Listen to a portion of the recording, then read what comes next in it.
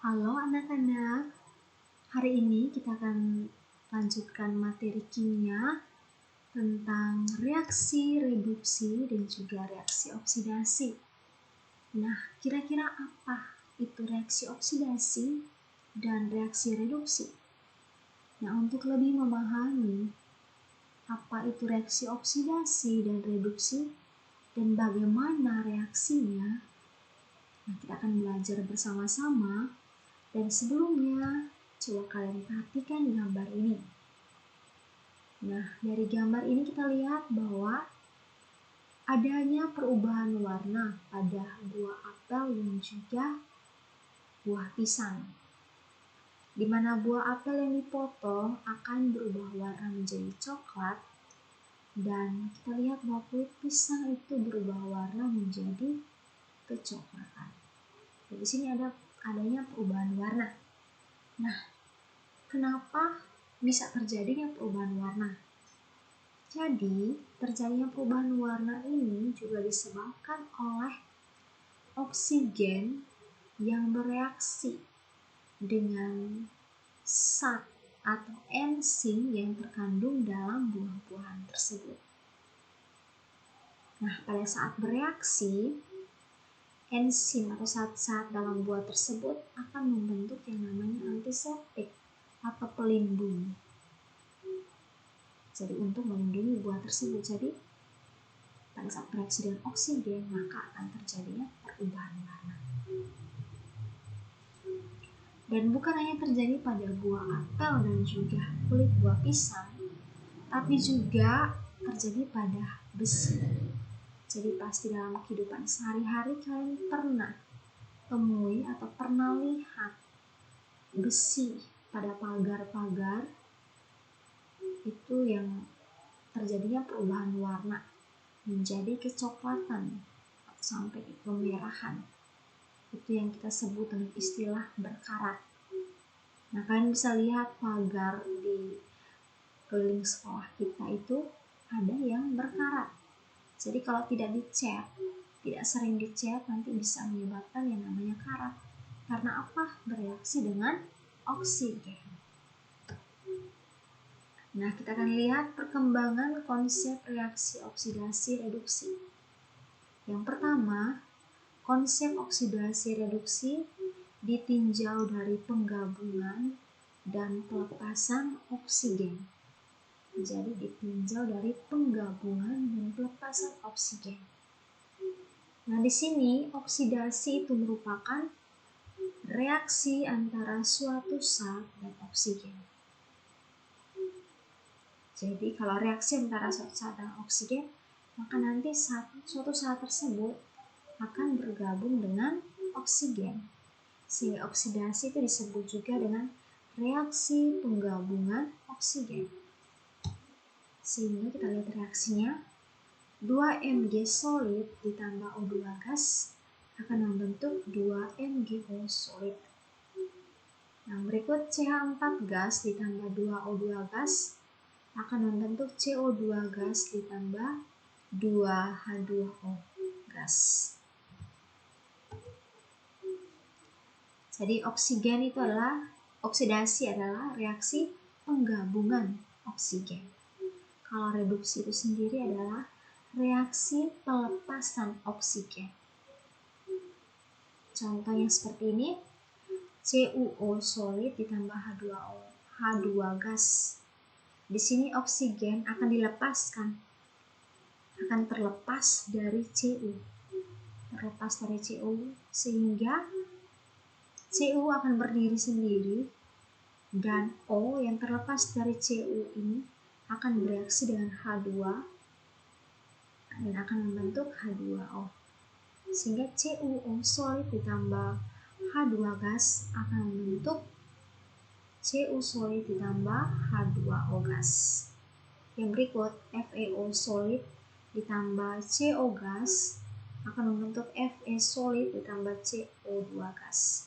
Kita lihat di sini untuk FeO, O-nya akan dilepaskan, akan terlepas dari Fe sehingga akan membentuk Fe solid, dan O ini akan bereaksi dengan CO membentuk CO2. Yang berikut, konsep oksidasi reduksi ditinjau dari pelepasan dan penerimaan elektron. Jadi oksidasi itu sendiri adalah reaksi pelepasan elektron. Jadi oksidasi itu kalau ditinjau dari penggabungan dan juga pelepasan oksigen itu masuk dalam penggabungan oksigen. Sedangkan oksidasi di sini ditinjau dari pelepasan dan penerimaan elektron, maka oksidasi itu reaksi melepaskan elektron atau reaksi pelepasan elektron. Jadi ada elektron yang dilepaskan. Sedangkan reduksi itu menerima elektron. Jadi dia akan menerima elektron. Kita lihat satu contoh ini. 2K solid ditambah Cl2 gas akan membentuk 2KCl. Jadi di sini kan akan membentuk 2KCl.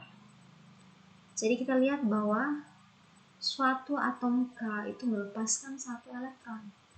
Jadi K yang berdiri sendiri seperti ini muatannya itu 0. Nah, karena dia melepaskan satu elektron, maka akan membentuk K plus ditambah elektron.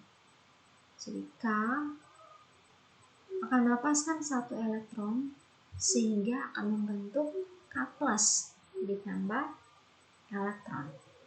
Nah, ini merupakan reaksi oksidasi. Mengapa? Karena dia melepaskan elektron. Sedangkan reduksi itu menerima elektron. Jadi dia akan bereaksi dengan elektron. Dia akan menerima elektron sehingga akan membentuk suatu ion. Misalkan seperti ini, Cl ditambah elektron. Cl jika menerima satu elektron, maka akan membentuk Cl-. Kalau dia menerima 2 elektron, berarti dia akan membentuk 2 Cl-. Yang ketiga, konsep oksidasi reduksi ditinjau dari perubahan bilangan oksidasi. Jadi oksidasi itu adalah peningkatan bilangan oksidasi atau peningkatan biloks. Kalau reduksi itu pengurangan bilangan oksidasi atau pengurangan biloks. Jadi bilangan oksidasi itu sendiri yaitu muatan yang dimiliki oleh suatu atom dalam suatu ikatan dengan atom lain. Di mana biloks positif itu ditunjukkan oleh banyaknya elektron yang dilepaskan oleh satu atom unsur.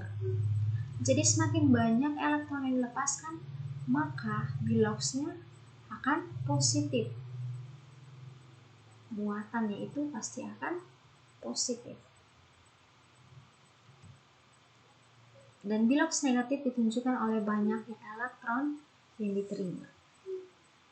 Banyaknya elektron yang diterima. Atom yang lebih kuat itu menarik elektron. Atau dilihat dari keelektronegativitasnya. Jadi yang memiliki elektronegativitas yang lebih besar, maka dia memiliki kemampuan untuk menarik elektron. Kalau dia mampu menarik elektron, maka biloksnya pasti negatif. Jadi semakin banyak elektron yang diterima, maka akan bermuatan negatif. Kalau semakin banyak elektron dilepas, maka biloksnya itu positif. Dan atom yang kurang kuat menarik elektron, biloksnya positif. Oke. Berikut aturan penentuan biloks. Jadi untuk penentuan biloksnya ada beberapa aturan. Jadi kalian bisa lihat ini aturannya. Yang pertama, biloks unsur bebas itu unsur tidak membentuk senyawa dengan unsur lain. Jadi dia tidak berikatan dengan unsur lain, tapi berikatan dengan unsurnya sendiri, sesamanya sendiri. Misalnya Mg, K, Fe, Cl2, dan juga O2, yang mana biloksnya adalah 0. Yang kedua, biloks ion itu sesuai dengan muatan ionnya. Kalau Cl- berarti muatannya biloksnya itu negatif 1. Kalau SO42- berarti biloksnya negatif 2. Sedangkan PO43- itu biloxnya negatif 3. Yang ketiga, jumlah bilox unsur-unsur dalam suatu molekul atau ion senama dengan muatan molekul 0 atau muatan ionnya. Yang berikut dalam senyawa, kalau untuk bilox O, oksigen itu negatif 2. Tapi ingat itu ada pengecualian. Jadi yang mempunyai bilox tidak sama dengan negatif 2, walaupun ada kandungan oksigen dalamnya, itu antara lain F2O, yang mana bilox oksigennya itu adalah plus 2, dan dalam peroksida seperti H2O2 dan BaO2 itu bilox oksigennya itu negatif 1. Berikut, bilox H itu positif 1, kecuali dalam hidrida seperti NaH dan juga KH, di mana biloxnya adalah negatif 1. Berikut unsur yang elektronegativitasnya lebih besar itu ditandai berbilox negatif. Sedangkan unsur yang elektronegativitasnya lebih tinggi ditandai berbilox positif. Yang kedua itu bilox golongan alkali. Itu linak, lithium, Na, K, Rb, dan juga Cs, itu yang plus 1. Bilangan golongan alkali tanah atau golongan 2A itu contohnya Mg, Ca, Sr, dan Ba plus 2. Jadi senyawa biner. Kalau senyawa biner berarti senyawa yang hanya terdiri atas 2 unsur. Dan bilox unsur golongan 7A yaitu fluor, brom, dan iodin, dimana biloxnya negatif 1, dan golongan 6A 0 oksigen dan sulfur itu negatif 2. Yang kelima, unsur non-logam dapat memiliki berapa bilox bergantung pada atom lain yang berdekatnya.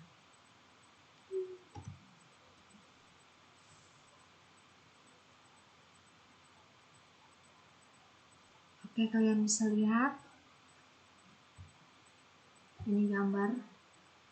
Ini ada reaksi antara Cl2 gas ditambah H2 gas membentuk 2HCl. Nah, di sini kita lihat bilox dari Cl2 itu 0. Ingat ini 0, H2 juga 0. Sedangkan HCl,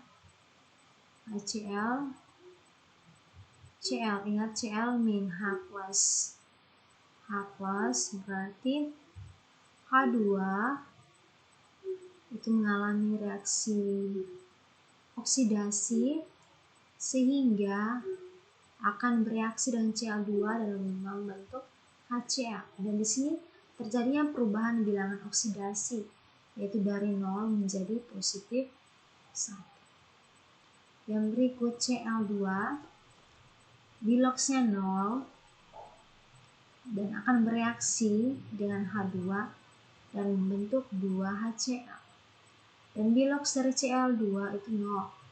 Sedangkan bilox dari Cl itu negatif 1. Karena di sini terjadi pengurangan bilangan oksidasi sehingga dinamakan reduksi. Dan ini karena adanya tambahan bilangan oksidasi sehingga dinamakan oksidasi. Oke, ini contoh berikut lagi. H2S ditambah HNO3. Jadi H2S itu dilihat bahwa bilangan oksidasi dari H adalah positif 1. Karena di situ H-nya ada 2 berarti positif 2 dan S-nya itu negatif 2. Jadi kita cari bilangan oksidasi yang mana pada saat kita jumlahkan itu untuk senyawa netral. Pada saat kita jumlahkan bilox dari tiap unsur penyusun senyawa tersebut, biloxnya harus sama dengan 0. Sedangkan yang bermuatan itu kita cari biloxnya itu sama dengan sama dengan muatan dari ion tersebut.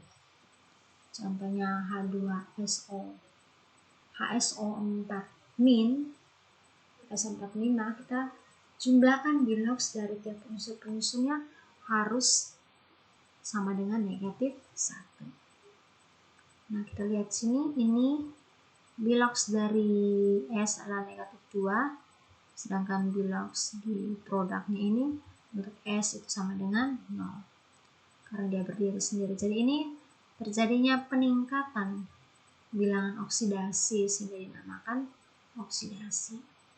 Sehingga ini merupakan reaksi oksidasi. Sedangkan HNO3 N itu plus 5 dan N reaksi oksigen ini bilox dari N adalah positif 2. Jadi sini terjadinya pengurangan bilangan oksidasi sehingga dinamakan reaksi reduksi.